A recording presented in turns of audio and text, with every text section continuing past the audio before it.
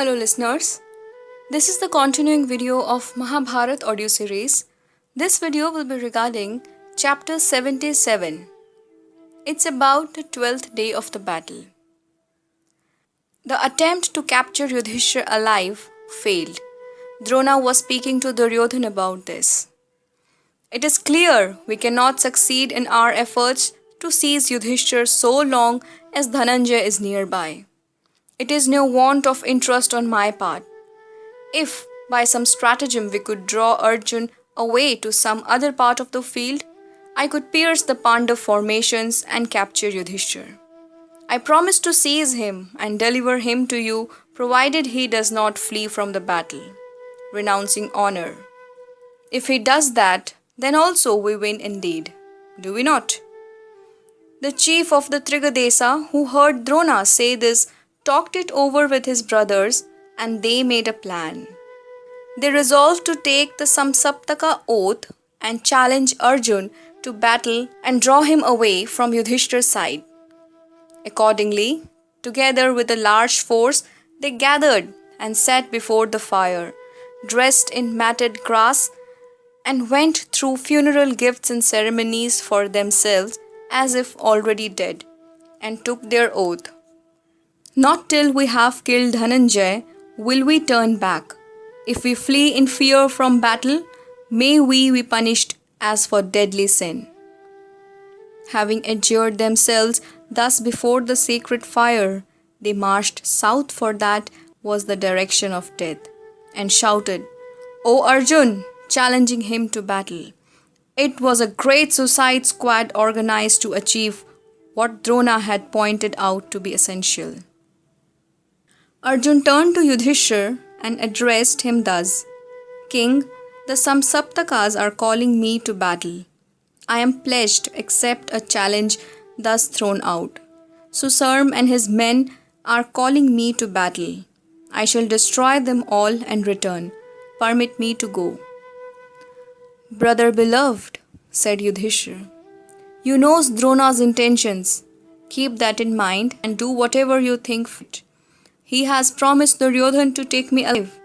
He is a matchless warrior, brave, strong, and skilled in every branch of archery. He knows no fatigue, and nothing escapes his watchful eyes."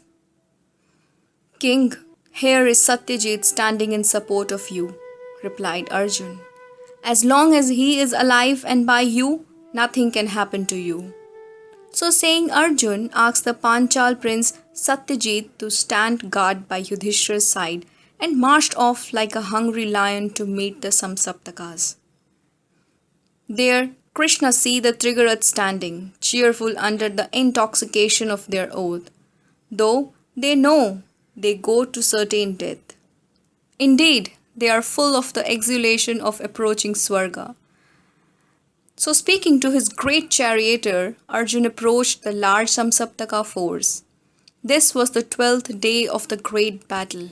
It was a fierce fight. After a time, Arjun's attack began to tell and the Trigaraths fell in swatches before him, but Susarm reminded them of their oath. "Heroes, we have taken our oaths before the fire and in the presence of the whole army of warriors. Having sown terrible resolves, it is unworthy to flinch. Let us not fall into public ridicule." The Samsaptakas cheered their leader and faced Arjun with the sublime courage of accepted deaths. "Rishikesh, they are resolved on fighting to the last. Drive on," said Arjun. Driven by Madhusudan, Arjun's chariot moved like Indra's car in the great war of the gods against the Asurs. It went here and it went there, and wherever it went, Arjun's great bow, the Gandiv, scattered death among the doomed Trigaraths. The burst of blood in their serried ranks was like the burst of Palis blossoms in the springtime forest. The fighting was severe. At one time, Arjun's car and flagpole were immersed in darkness under the downpour of arrows. "Are you alive, Dhananjay?" said Krishna. "Yes," replied Arjun, and pulling the string of his Gandiv, discharged shafts that dispelled the arrow shower. It was like the Rudra dance of dissolution. The field was full of severed limbs and headless bodies and presented a terrible spectacle. As Arjun proceeded to oppose the Samsaptakas, Drona gave orders for a violent assault on the Pandav forces at the point where Yudhishthira stood. Yudhishthira saw this movement and spoke to the Panchal prince Drishtadyumna. The Brahman is coming to seize me. Look after the forces with vigilance. The son of the Drupad did not wait for Drona to advance, but marched forward in his car himself to meet Drona. Dronacharya avoided Drishtadyumna, for well he knew that his death was destined to be at his hands and that death was not yet due. And he wheeled his chariot in another direction where Drupad was leading his forces. Drupad's forces suffered heavy punishment at Drona's hands and blood flowed in streams on the battlefield. Drona then again turned his attention to Yudhishthira. The Pandavas stood firm and answered Drona's attacks with showers of arrows. Satyajit made a charge on Drona's car, and there was a fierce combat in which Drona's figure assumed the grimness of the destroyer. Many a warrior was slain by him in succession. Vrika, a prince of Panchal, as well as Satyajit, fell dead. Seeing this, Satnika, son of Virat, marched against Drona. In a moment, Satnika's severed head rolled on the ground, with the golden kundalas shining on the earlobes. Ketama, another chief, followed the attack, but he too perished. Then Vasudhan rushed forward to stop the advance of Drona, but he too fell dead.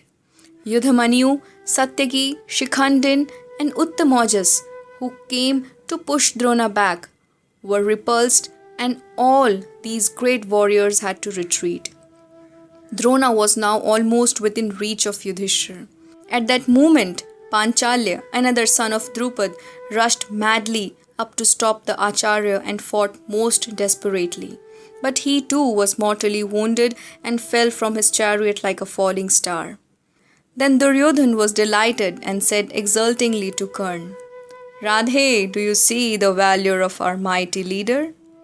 No more will the Pandavas be inclined towards battle. See how their army reels under Drona's blows." Karna shook his head. "Do not be so confident," he said. "The Pandavas are not to be so easily vanquished. They will never surrender. The wrongs they have undergone are too great to be forgotten. You tried to poison and kill them. You tried to burn them alive. You have grieved and humiliated them at the game of dice, and you have forced them out to live in the forest for long years. They will not surrender. See there, their army has rallied and all their forces are leading a combined attack on Drona.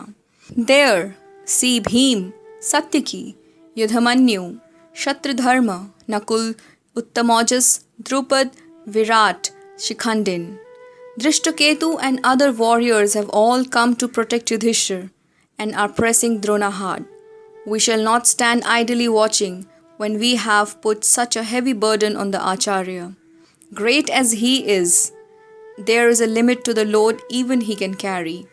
Even wolves combined in large numbers can harass and kill a mighty elephant. Let us proceed. It will not do any longer to leave Drona unsupported." Chapter 77 finishes here. Keep listening Mahabharat audio series in the next videos.